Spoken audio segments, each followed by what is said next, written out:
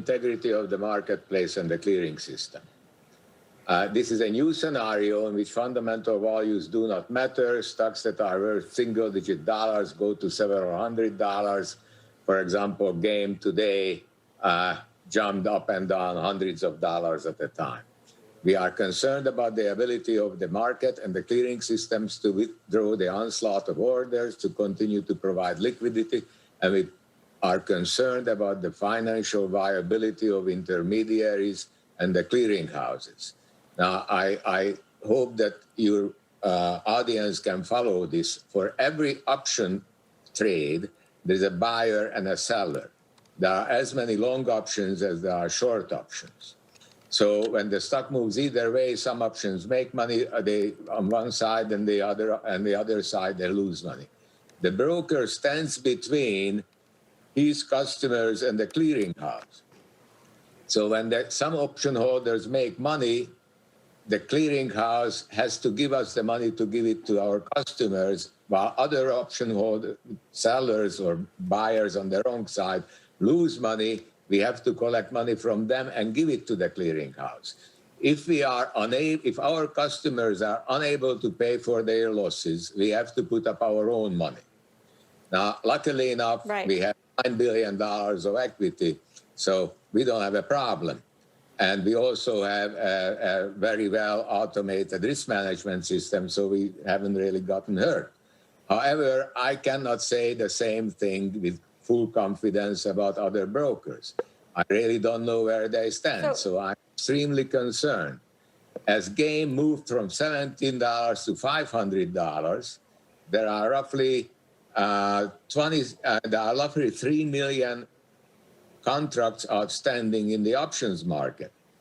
If one of those options is worth, say, an average option I estimate worth about $10,000 now, so that is a loss of roughly $10 to $15 billion on the one side and $10 to $15 billion of gain on the other. I'm afraid that there may be brokers who may not be able to meet these margin calls. So that is the... So just to be clear, you're worried about the middlemen. Are you doing this move to protect yourself or to protect your customers? Partly to protect ourselves, but mostly to protect, of course, to protect our customers, but most of all to protect the marketplace, to protect the clearing house. So if there are $10 to $15 billion of losses in there, somebody has to pay them. Will they be able to pay it? It's the big question.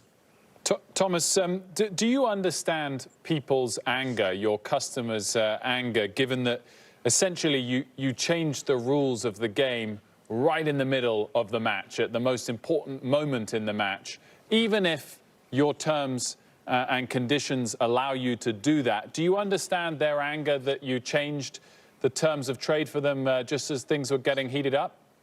I do, but when you say right in the middle of the game, then you're saying as the squeeze is going on, stronger and stronger. But that's illegal. That's manipulative. So it cannot be done.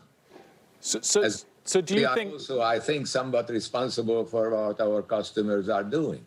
Do you think all people that have been long GameStop of late are part of market manipulation? I presume you don't. And therefore, what's your message to people, I think people who buy this stock, which is worth maybe $17, buy it for $200, $300, $400, $500. I see no other reason but for them hoping for a short squeeze that it will go even higher. But I presume you acknowledge, Thomas, that a huge portion of the people taking part are not involved in market manipulation. And what's your message to those customers where you've imposed the same restriction universally on all traders today? Well, but only on traders on this stock, and traders are free to liquidate their positions. We are just unwilling to give them an opportunity to buy more. So when are you going to open it up again? When are people going to be allowed to trade again? How are you going to determine that? When the markets in these items become normal again. I have two quick follow-ups just on how this all unfolded, Thomas, if I may.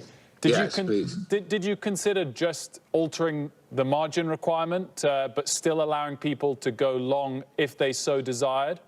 Yes, we did that on stocks, but it's hard to do on options. And a follow-up as well, any of the market makers, did any of them put pressure on you to act in this way? No, they did not.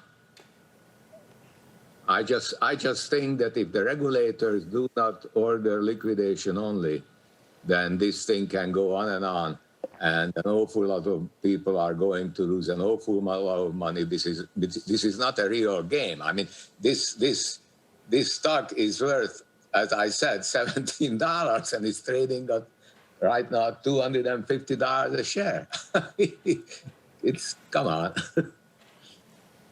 So what do you actually think happened here, Thomas? Do you think that this is social media has a role to play? How do you even go about investigating this? Well, you can't really, if there are very many people involved, you can't really investigate it. The question is, are there some large institutional holders on the squeezing side? I do not know if there are. Maybe there are all just individuals. Although I doubt that, because this requires a lot of money. Thomas, my final question was going to be, do you think this whole episode, the last couple of weeks, which has clearly driven a huge amount of volume, perhaps even many more account openings to you, has it been good for business or bad for business in the long term? I mean, so far it's been good for business. On the long term, I'm not so sure, because, as I said, there'll be a shakeout. A lot of people a lot of money, and on the long run, that's never good for business. If the customers lose money, that's not good for business. Thomas, but I said they should pay attention to what they are buying and why they are buying it, and they should buy stocks because they think that the companies are doing well and they will do better, and the stocks will go up for that reason, not because of a short squeeze. Thomas, thanks for joining us. We appreciate it on a day like this. Thomas Petterfy of Interactive Brokers.